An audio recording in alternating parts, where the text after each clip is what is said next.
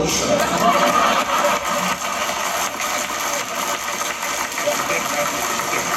Now, how many of you know this story? How many of you do not know? Okay, how many of you know the story?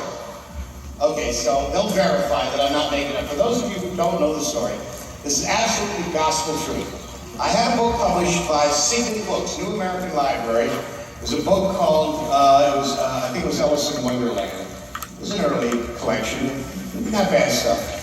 But my contracts all said, you may not bind in ads to the magazine, to the book, that I have not approved.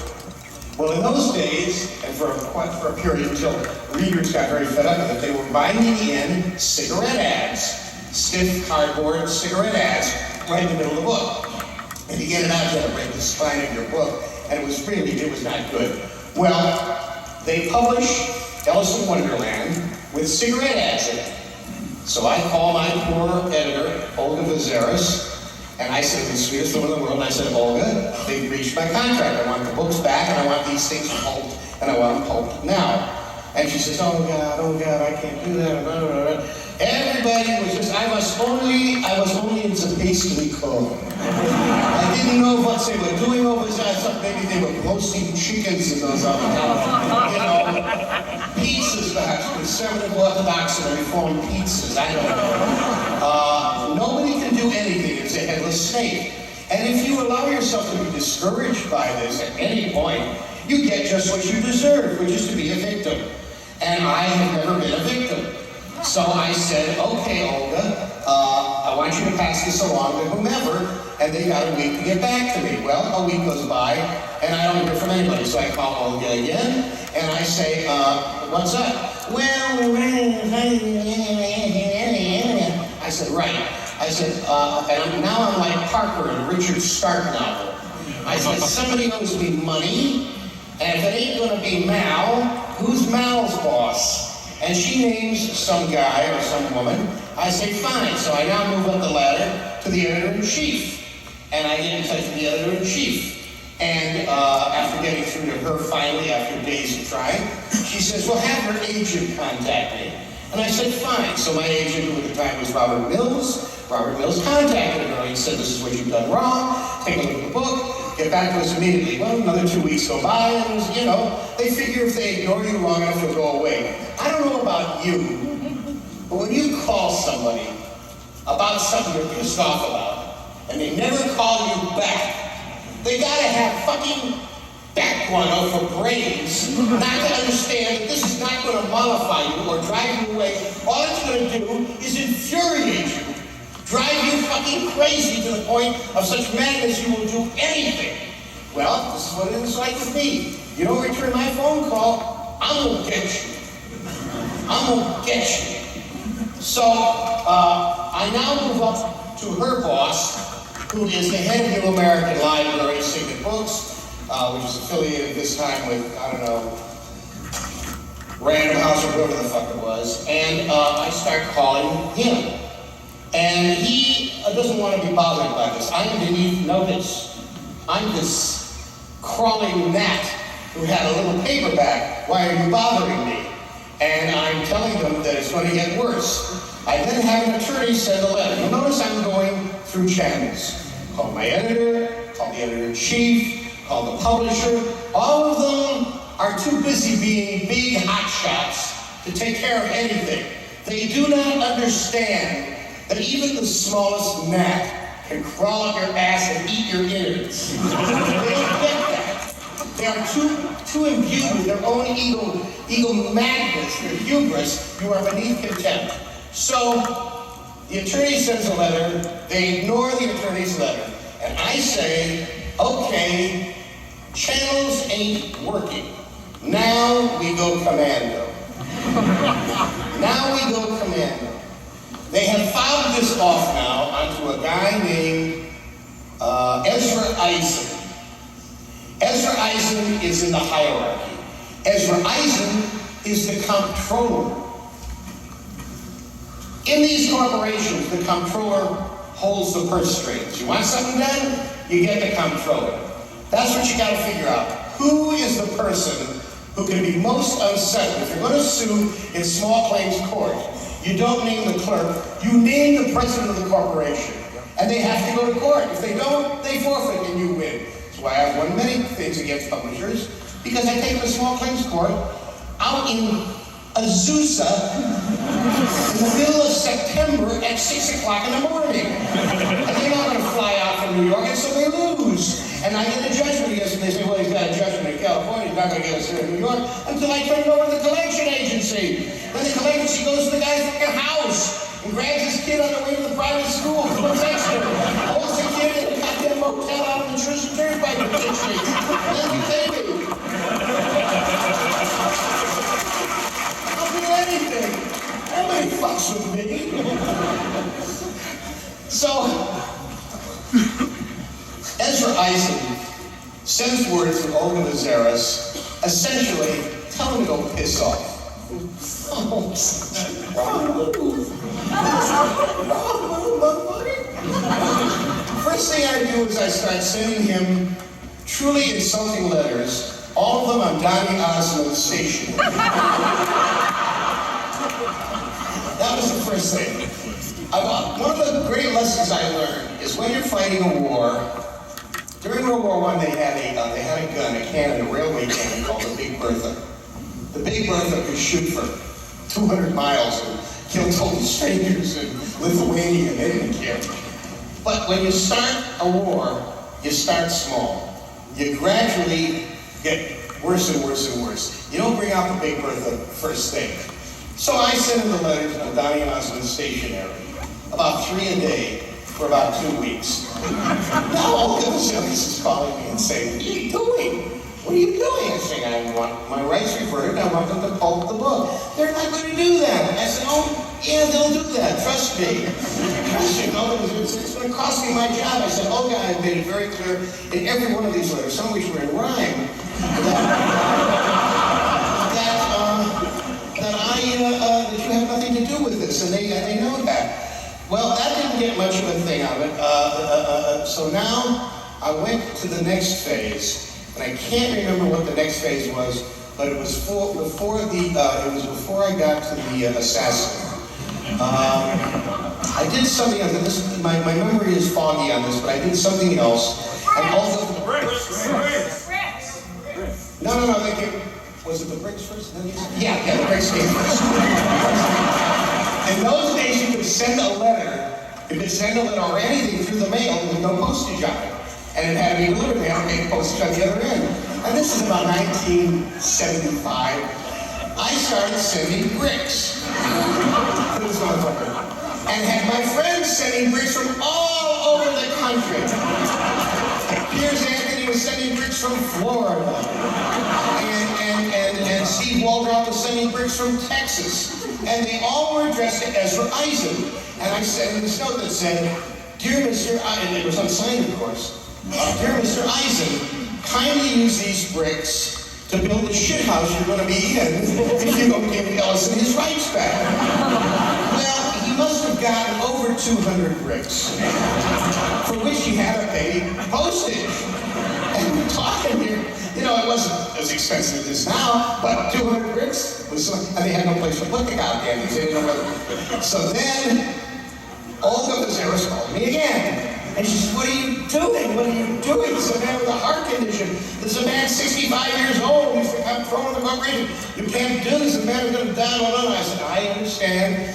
And he will break. He will understand. So now I sent him a letter describing in detail the death of my mother from a heart attack. And that I was the one who wound up actually having to pull the plug. And I explained to him, this is before I had my own heart thing, but I explained to him that the horrible grimacing on my mother's face when finally got the drool coming out, which hardened as it went down the side of her mouth, and her eyes would roll up and get kind of milky. And I said, I'm sure this does not give you much pause, but, can I have my rights back? You got any penis? Well, all of this service calls me now in fucking panic. The man is going to the hospital. The man is not gonna. The man. I said, the man is in my face. The man can just step off and do what I want, but the man is going to feel the sting of the Green Hornet. Still didn't do any good. I gotta give it to him. Ezra Eisen was a tough old fucker. Now like something like Renfrew of the Royal Mountain. I'm thinking, you know, Captain Marvel spent his whole life trying to bring down Savannah. And how many of you here know Savannah? Yeah. Okay, for the rest of you, it would be trying to bring down Tom Cruise. Well, that's not hard. Just put a pin in him. So I love Paramount. I just love Paramount ditching his ass. Craig, how many Scientologists are there in the room today? You cowardly fucks.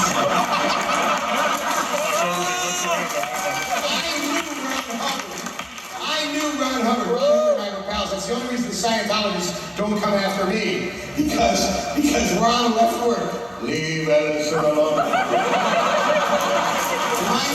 Remind me to tell you about the dinner at Roddy McDowell's house with the opera singer Julia McGinnis Johnson. That was a night. With Tim McIntyre's father, John McIntyre. Well, no, John was dead. It was, you know what I'm saying? Hey, this is a man who is connected.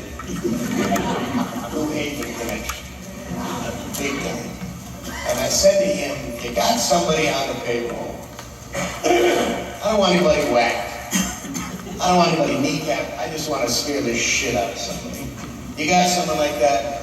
He says, oh yeah, it was, for those of you who've read this, is it Bruno? Sandor. God, how could I forget that? It was Sandor. He says, yeah, forget about it. He said, not just what you know. I said, how indebted does this make me? He says, the last book you sent me, sweet. You don't owe me a thing. I say, great. I managed by hook or crook, by looking back through old issues of Fortune magazine, to get a good portrait photo of Ezra Isaac. Now I get it blown up at the I always like to use the right term. What was the name of the Xerox place that they had? They're all over the country. Pip, thank you. Which is no longer around in our area anyhow. I get this picture of Ezra Isaac blowing up, and I don't know who they're going to send, but I said, whatever you do not hurt this man. Just scare him. Well, they get a guy named Zandor, and he is described to me later by Olga Vizeris, who didn't see him, but who heard Ezra Isaac telling the story after he got out of the hospital. I'm an atheist, so this means nothing, but my hand to whatever deity may be in charge this afternoon. Ezra Isaac comes out of the building on 6th Avenue, the Random House offices or whatever the hell it was, the Signet Books, and he is enveloped by an arm from a behemoth. This Easter Island statue has appeared in the middle of summer wearing, God knows what underneath, but a long black Luca Brasi type overcoat. Long black overcoat and a hat. And big. And he drapes his arm over Ezra Isaac like this and is walking him down the sidewalk as if he's got a monkey on a chain. Now Zandor, I've discovered, draws this kind of assignment because Zandor is a, how shall we say it, not one of the peak assassins in the stable. In fact, in an attempt to take somebody out, he drove a drill spike through his own foot. And he is now mostly a chauffeur for people who need a behemoth to drive their car. But he's big. He's really, really big and really, really scary because apparently he's had some kind of throat surgery. And he says to Ezra Eisen, and this is an approximation because I wasn't there, "You are Ezra Eisen, you are 62 years old, you are the comptroller of Signet Books, your son Timothy goes to Phillips Exeter, your daughter Marcy goes to such and such a high school, your wife Bernice goes and does charitable work at such and such a hospital every Wednesday afternoon. Give Harlan Ellison back the rights of his book." Drops his arm, vanishes into the crowd, leaving Ezra Eisen. One of those wonderful Daffy Duck cartoons. And Ezra Eisen manages to get back into the building where he collapses very near the front desk. And they call upstairs, and upstairs calls Maimonides, and Maimonides comes and schleps Ezra Eisen off, where he has a proper heart attack. God damn if Ezra Eisen has come out of it and still refuses to do it. I swear to you, I am not embroidering anything. If anything, I'm leaving out good stuff because I had 3 or 4 steps before the bricks. I mean, I was really inventive. And I'm in LA and he's in New York. And by this time, I got to admire the hell out of this man. I mean, honest to God, it's my Moby Dick, and from the heart of hell, I stab the Ezra Eisen. The Ezra Eisen does not give me up. So now, I bring out the Big Bertha. Now I go the absolute fucking limit. If this fails, I am defeated. I live in LA on the top of a mountain right in the middle of the city. Maggie has seen it, she's been there. We have 200 acres of watershed land behind us. We have a mountain, Fossil Ridge, 2 million-year-old paleontological samples, where in fact Edgar Rice Burroughs used to have his picnics in the early 1900s. It is absolutely gorgeous. It is a beautiful oasis in the middle of concrete. I live there in splendor and happiness. 250,000 books in the house, all the music you'd ever want to hear. My gorgeous wife Susan. Over 6,000 square feet. We're adding another wing very shortly, Maggie. You're going to love it. We're calling it the Keep. It's being designed by Tim and Steve Kirk right now. It's going to be beautiful. Anyhow, let me pause for a second. Oh, I thought I was if I stop telling the story right now. Oh, God, not even you can get away with that. So, one of the problems we have is gophers. The gophers come out of the watershed land. My backyard looks like a Victorian ruined garden. I mean, it's blossoming turds. Every time I plant, I have literally seen my hand to whatever, Crom or Baal or whoever's in charge this week. I have actually seen small trees. Suck down. God damn. And the gophers are big fuckers, and they're nasty. And I got obsessed by them, and so I would sit out in the backyard just at sunup. At sunup they come up, and at dusk they come out to feed. And I would wait till one of them popped its head up, and I would sit there with a .22.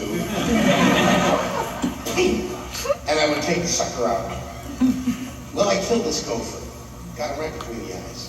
Went straight on, it was through and through. But clean. And when I yanked him out of the hole, filthy, miserable, big fat body, about that big. He's like this. And he just fell out of a Lon Chaney movie. And whatever it was, I look at this poor dead creature, and instantly I heard in my head, Ezra. Hit him. And I thought, oh, this is wonderful. And so, book rate.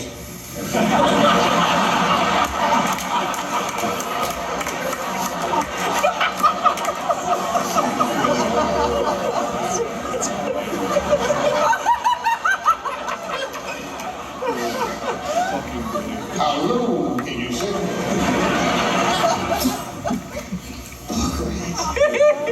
I put this dead gopher into a bed of that shredded paper, not seltzer, what do they call it?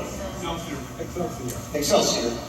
Lined up like this. And on these chairs, like Paddington Bear, I pin with a safety pin Theodore Cogswell's famous recipe for boiled gopher stew that appears in Anne McCaffrey's book, Cooking Out of This World.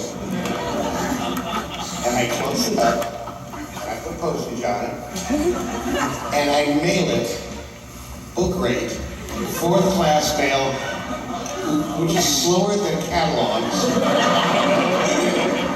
in August.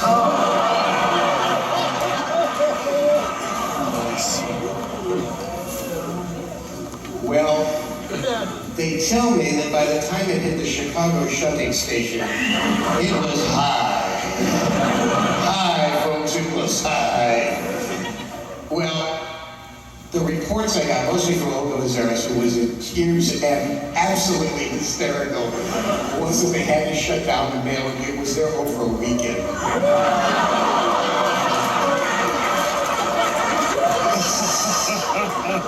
They had to seal off the first 2 floors of the building. They had to call in the fumigator, cost them thousands and thousands of dollars. And finally, one day in my mailbox, popped this reversion of rights from Ezra Eisen. That's the true story. No, I didn't send a rat to a Hollywood producer. I sent a gopher to a New York publisher. Now, here's the coda, such as it is. Neil Gaiman, whose name I'm sure you're familiar with, Neil Gaiman was coming into LA, and Neil and I are old pals, and he was going to be speaking at the Queen Mary down in Long Beach. And he asked me to come down, and we would have dinner, and I would speak too, and they advertised that I would be there. Susan and I get in the car, and we get trapped on the San Diego freeway, right opposite the newly opened Getty Museum. It was a million-wheeled worm, right at rush hour. We couldn't get to the place. We were on the freeway for 2.5 hours until we were able to even edge to a place where we could get off. And then I said, that's it, I can't do it, I'm going home. About 6 months later, Neil and I get together, and he says, I'm a very interesting, I do a bad Neil Gaiman imitation. He sounds a lot like a company when I do. He says, I met a fascinating fellow on the Queen Mary. He was part of the steward crew. And I said, yeah, well, I was interesting. He said, you cost him his job at New American Library. He was the fellow who was working in the mailroom, who left the package over the weekend. And I thought, Neil, don't die. I need you alive to verify my story. Because I'll go among you in Mufti. I like to go among you, my people, to see, to listen, to hear. What movie is that from? Thief of Baghdad. Thief of Baghdad, 1939, you're absolutely right. You win the gold-plated unicorn turd right outside at the table where I'm selling my books. And I mentioned I was selling my books. And there are tapes of my lectures, which are really terrific, and my readings, which are even better. And you can have me at home whenever you want me. So, let's see. That takes care of that story. How much time do we have left? Turn the most